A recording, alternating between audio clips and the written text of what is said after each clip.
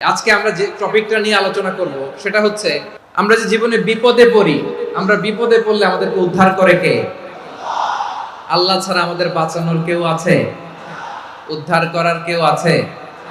রক্ষা করার কেউ আছে? এজন্য বিপদে পড়লে আমরা চাইবো কার কাছে? আমাদের যাই দরকার হোক আমরা ফরিয়াদ করব কার কাছে? নাকি মাজারে যেয়ে চাবেন? মাজারে যেয়ে চাবেন? অনেকে তো মাজারে যেয়ে কপাল খসে, আছে না নাই? মাজারে যেয়ে সন্তান চায়, আছে? এই এলাকার লোকদের আকীদা খালেস আমি জানি। মাজারে যেয়ে কপাল খসে আর সন্তান চায়। আচ্ছা, মাজারে গেলে সন্তান পাওয়া যায়? আচ্ছা, মাজারে না গেলে যদি বাচ্চা না হতো, গরু ছাগলের যে বাচ্চা হয় ওরা কোন মাজারে মানত করে বলেন? কথা কি বুঝতেছেন? এই যে প্রতি বছর গরু ছাগল ভেড়া এগুলো যে বাচ্চা দেয়, এরা কোন মাজারে যে মানত করে? এজন্য চাইতে হবে একজনের কাছে, তিনি কে? আমার প্রিয় পটুয়াখালীবাসী, মাজার জিয়ারত করা সুন্নাহ। আমরা মাজার জিয়ারত করব, আল্লাহ ওয়ালাদের কবরে যাব, আমরা সেখানে যে সালাম দিব, দোয়া করব, নিজের জন্য করব, কবরে শুয়ে থাকা মাইয়েতের জন্য করব, পুরো মুসলিম উম্মার জন্য করব। কিন্তু কবরে যিনি শুয়ে আছে ওই বাবার কাছে সন্তান চাওয়া যাবে? চাকরি চাওয়া যাবে? সফলতা চাওয়া যাবে? সফলতা দেয় কে? এক কথাই রব্বুল আলামিন বলেন, ওয়া ইয়ামসাসকাল্লাহু বিদুররিন ফালা কাশিফা লাহু ইল্লা হু ওয়া ইয়ুরিদকা বিখাইরিন ফালা রাদ্দা লিফাদলি ইউসিবু বিহি মান ইয়াশাউ মিন ইবাদিহি ওয়া হুয়াল গফুরুর রহিম। আল্লাহু আকবার। আল্লাহ বললেন, ওয়া ইয়ামসাসকাল্লাহু বিদুররিন ফালা কাশিফা লাহু ইল্লা হু। আল্লাহ যদি তোমাকে কোনো বিপদ স্পর্শ করায়, আল্লাহ যদি তোমারে কোনো বিপদে ফেলে দেয়, ওই বিপদ থেকে উদ্ধার করার তিনি ছাড়া আর কেউ নাই। জোরে বলেন ঠিক কিনা? তিনি যদি কোনো বিপদে ফেলেন, তিনি ছাড়া বিপদ থেকে উদ্ধার করার কেউ নাই। আর তিনি যদি তোমার প্রতি কোনো অনুগ্রহ করতে চান, ওই অনুগ্রহ ঠেকিয়ে দেওয়ার ক্ষমতাও কারো নাই। আল্লাহ যদি আপনার সফলতা দিতে চায়, পৃথিবীর কোন শক্তি ওই সফলতাকে থামাতে পারে? এজন্য আল্লাহ বললেন, খবরদার, চিন্তা আকীদা খালিস করে নাও। ওয়া ইয়ামসাসকাল্লাহু বিদুররিন ফালা কাশিফা লাহু ইল্লা হু। আল্লাহ বিপদে ফেললে বিপদ থেকে উদ্ধার করার কেউ থাকে না। আর আল্লাহ যদি তোমার প্রতি দয়া দেখাতে চান, অনুগ্রহ করতে চান, ওই অনুগ্রহকে প্রতিরোধ করার মতো ক্ষমতা কারো নাই। তিনি তার বান্দাদের মধ্য থেকে যাকে ইচ্ছা তাকে দেন, যত ইচ্ছা তত দেন। তিনি ক্ষমাশীল, তিনি মেহেরবান। সুবহানাল্লাহ। তিনি ক্ষমাশীল, তিনি মেহেরবান। তাহলে এই আয়াত থেকে আমরা বুঝতে পারলাম, আমরা যদি বিপদে পড়ি আমাদেরকে কেউ বাঁচাতে পারে না। আমার বাবা আমারে বাঁচাতে পারে? আমার মা আমাকে বাঁচাতে পারে? আমার বন্ধু আমারে বাঁচাতে পারে? আমার দলের কর্মী আমাকে বাঁচাতে পারে? আমার পীর সাহেব আমারে বাঁচাতে পারে? আমার পটুয়াখালীর ভাইয়েরা খেয়াল রাখবেন, বাঁচাতে পারে এক মহান সত্তা, উদ্ধার করতে পারে এক মহান সত্তা। চিৎকার করে বলুন, তিনি কে? আবার আল্লাহ বললেন, আম্মান ইউজিবুল মুত্তাররা ইযা দাআহু ওয়া ইয়াকশিফুস সুআ ওয়া ইয়াজআলুকুম খুলাফাআল আরদ আইলাহুম মা'আল্লাহ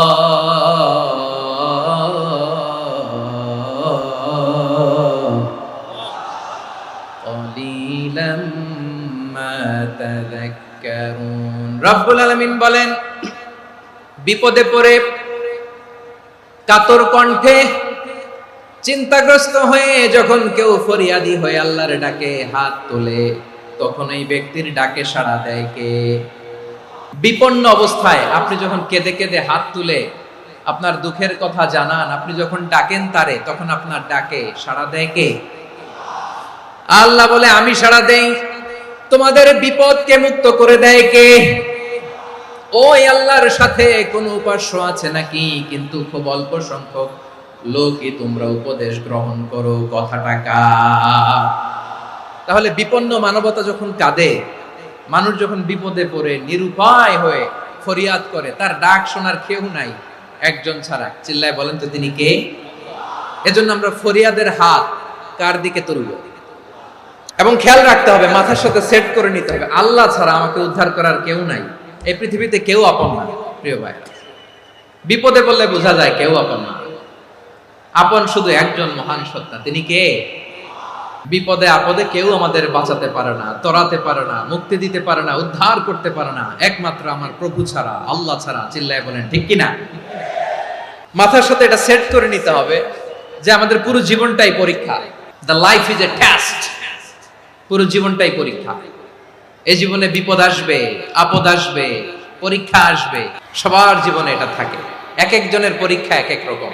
আমার পরীক্ষা একরকম, মাসুদ ভাইয়ের পরীক্ষা একরকম, চৌধুরী সাহেবের পরীক্ষা একরকম, আপনার পরীক্ষা একরকম, ওনার পরীক্ষা আবার আরেক রকম। পুরো পৃথিবীটাই পরীক্ষা ক্ষেত্র, সবাই পরীক্ষা দিচ্ছি, কিন্তু কারো পরীক্ষা প্রশ্নের সাথে কারোটার মিল নাই। সুবহানাল্লাহ পড়বেন না? পুরোটাই পরীক্ষা ক্ষেত্র, সবাই পরীক্ষার্থী, কিন্তু প্রশ্নপত্র একটার সাথে আরেকটা মিলে না। One doesn't match the other. একজনেরটার সাথে আরেকজনেরটা মিলে না। কাউকে আল্লাহ তাআলা ধনী বানিয়ে পরীক্ষা করেন, আবার কাউকে আল্লাহ তাআলা গরিব বানিয়ে পরীক্ষা করেন, কাউকে আল্লাহ অসুস্থ বানিয়ে পরীক্ষা করেন। কেউ দেখবেন যে দুরারোগ্য ব্যাধিতে আক্রান্ত, ডাক্তার বলেছে আর সময় নাই, দুরারোগ্য ব্যাধি, ক্যান্সার, যার নেই কোনো অ্যান্সার, তার জন্য পরীক্ষা হচ্ছে এই রোগ। আরেক লোক দেখবেন তার আবার রোগ বালাই নাই, মাশাআল্লাহ, তাকে আল্লাহ তাআলা আর্থিক দৈন্যতা, দারিদ্রতা দিয়ে পরীক্ষা করছেন। এরকম আছে না নাই? টাকা পয়সা নাই, দিন আনে দিন খায়, যা আছে তাতে চলে না, এটা তার জন্য পরীক্ষা। আবার আরেক শ্রেণীর লোক দেখবেন তাকে আল্লাহ অসুস্থতাও দেয় নাই, দারিদ্রতাও দেয় নাই, তার দাম্পত্য জীবনের সমস্যা, স্ত্রী কথা শোনে না, অথবা ছেলে মেয়ে কথা শোনে না। তাহলে পরীক্ষা সবার জীবনে আছে, এক একজনের পরীক্ষাটা এক এক রকম। আল্লাহ তাআলা দেখতে চায় যে এই পরীক্ষার সময় আমরা কিরকম রেসপন্স করি, how to deal with the test, কিভাবে এই বিপদ আপদ পরীক্ষাগুলোকে আমরা হ্যান্ডেল করব, ডিল করব, এটা হচ্ছে আজকের আলোচনার বিষয় আমার প্রিয় ভাইয়েরা। তাহলে পরীক্ষাময় আমাদের জীবন, বিপদ আপদ পরীক্ষা, এটা মানুষের পিছু ছাড়ে না। সবার জীবনে পরীক্ষা আছে, নবীদের জীবনেও পরীক্ষা ছিল। সাহাবারা জিজ্ঞেস করেছেন, ইয়া রাসূলুল্লাহ, আইয়ুন নাসি আশাদ্দু বালাআন ফিদ দুনিয়া, এই দুনিয়ার বুকে কাদের পরীক্ষা সবচেয়ে বেশি? বিশ্বনবী বলেছেন, আল আম্বিয়া। এই পৃথিবীতে সবচেয়ে বেশি পরীক্ষা আল্লাহ তাআলা নিয়ে থাকেন নবীদের। কাদের? নবীদের। সুম্মাল আমসাল ফাল আমসাল, এরপরে নবীদের পরের স্তরে যারা, তাদের পরীক্ষা। এরপরে তাদের পরের স্তরে যারা, তাদের পরীক্ষা। সিদ্দিকিনদের, শুহাদাদের, সলিহিনদের, আল্লাহওয়ালাদের। যার ঈমান যত মজবুত, তার জীবনে পরীক্ষাও তত বেশি। চিল্লায় বলেন ঠিক কিনা? তাহলে মুমিনরা, বিশ্বাসীরা, আমরা কি পরীক্ষা বিপদ আপদে ভয় পাই? না, মুমিনরা বিপদে ভয় পায় না, তারা হতাশ হয় না, সুবহানাল্লাহ, তারা নিরাশ হয় না। বিশ্বাসীরা হাল ছেড়ে দেয় না, তারা ভরসা রাখে একজনের উপর। চিল্লায় বলতে হবে তিনি কে? কারণ মুমিন জানে the grief isn't permanent, the test isn't permanent, the struggle in our life isn't permanent. আমাদের জীবনের দুঃখ, কষ্ট, স্ট্রাগল, এগুলো পার্মানেন্ট নয়। after every difficulties there is an ease. সব কষ্টের পরেই একটা সুখ আছে না নাই? রব্বুল আলামিন বলেন, ফা ইন্না মাআল উসরি ইউসরা, ইন্না মাআল উসরি ইউসরা, ভয় পেও না, চিন্তা করো না, কষ্টের সাথেই আমি রেখে দিয়েছি স্বস্তি। সুবহানাল্লাহ বলেন। মুমিন জীবনে বিপদ যত বেশি, কষ্ট যত বেশি, তার সামনে সফলতা তার চেয়েও বেশি। কারণ বিশ্বাসীরা জানে রাত্রি যত গভীর হয়, সুবহে সাদিকের সময় তত আগাতে থাকে। গর্ভবতী নারীর পেটের ব্যথা যত বাড়তে থাকে, ঘরে নতুন মেহমান আগমনের সময় ঘনাতে থাকে। মুমিনদের উপর বিপদ, অত্যাচার, আপদ, পরীক্ষা যত বাড়তে থাকে, কালেমার পতাকা উড্ডয়নের সময় কাছে আসতে থাকে। বিশ্বাসীদের এগুলো হিসাব মেলানো অনেক আগে, এগুলো অনেক আগে হিসাব মেলানো। দুঃখের আধার শেষে সুখের আলো মিটি মিটি হাসে। চিল্লায় বলেন ঠিক কিনা? দুঃখের আধার শেষে আলোর প্রভাত হাসে, হতাশার কালো মেঘে যায় গো ভেসে, হতাশার কালো মেঘে যায় গো ভেসে, দুঃখের আধার শেষে আলোর প্রভাতে হাসে, হতাশার কালো মেঘে যায় গো ভেসে, হতাশার কালো মেঘে যায় গো ভেসে। কোরআনের পাতায় পাতায় দেখো ঈমানের পথ ঢাকা ব্যথার কাটায়, কোরআনের পাতায় পাতায় দেখো ঈমানের পথ ঢাকা ব্যথার কাটায়। ভেঙে পড়ো না কভু হতাশ হয়ে, ভেঙে পড়ো না কভু হতাশ হয়ে, জ্বলে পুড়ে খাঁটি সোনা হগো শেষে, জ্বলে পুড়ে খাঁটি সোনা হগো শেষে। দুঃখের আধার শেষে আলোর প্রভাতে হাসে, হতাশার কালো মেঘে যায় গো ভেসে, হতাশার কালো মেঘে যায় গো ভেসে। পরীক্ষা যত বেশি, কষ্ট যত বেশি, সুখের সময় তত কাছাকাছি, চিল্লায় বলতে হবে ঠিক কিনা? এজন্য মুমিন জীবনে পরীক্ষা বেশি, মুমিনদের হতাশা নাই।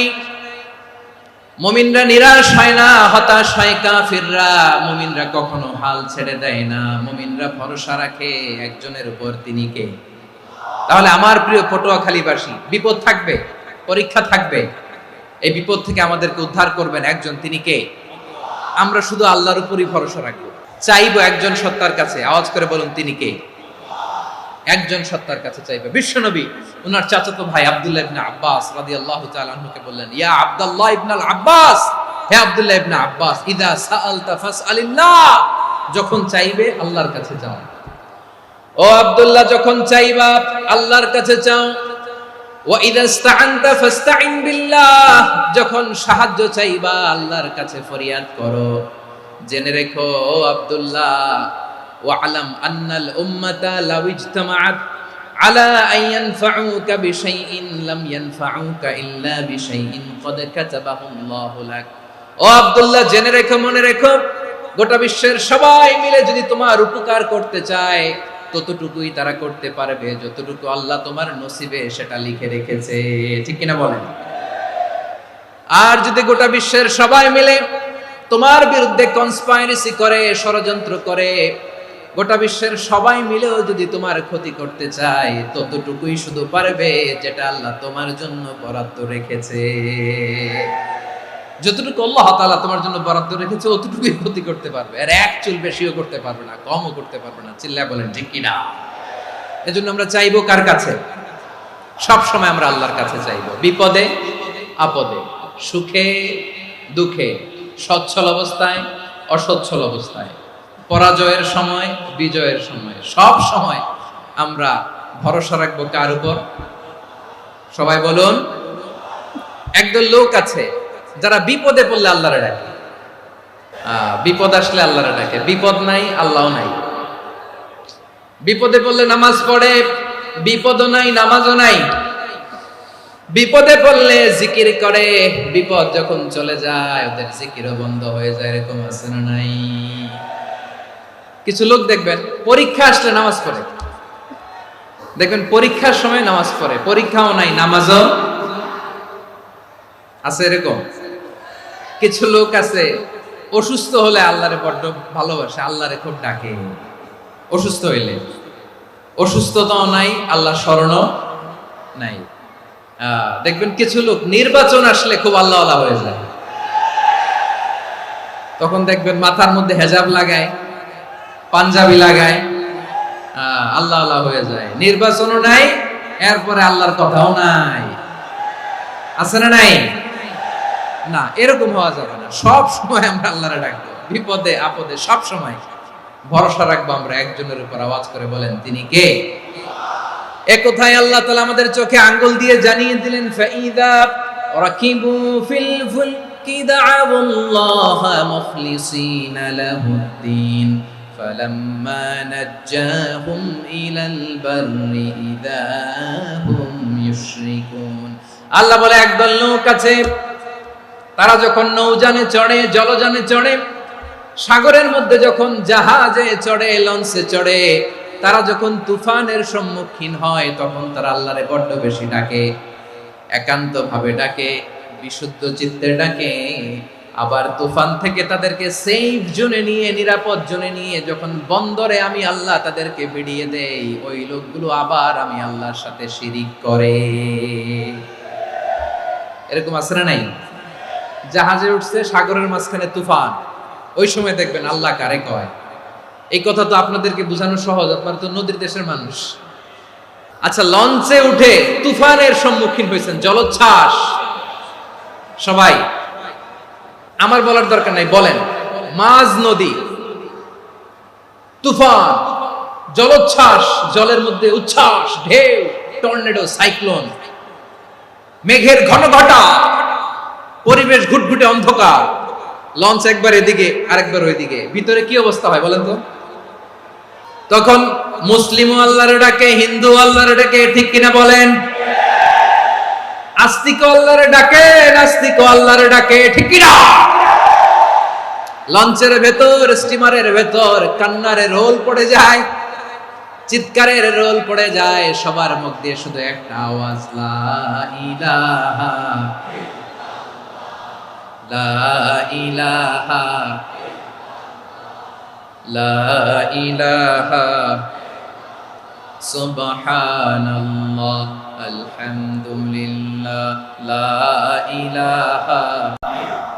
আল্লাহ নামের জিকির করবে যারা, আল্লাহর কাছে প্রিয় তারা, আল্লাহর কাছে প্রিয় যারা, জান্নাতে প্রবেশ করবে তারা, জোরে লা ইলাহা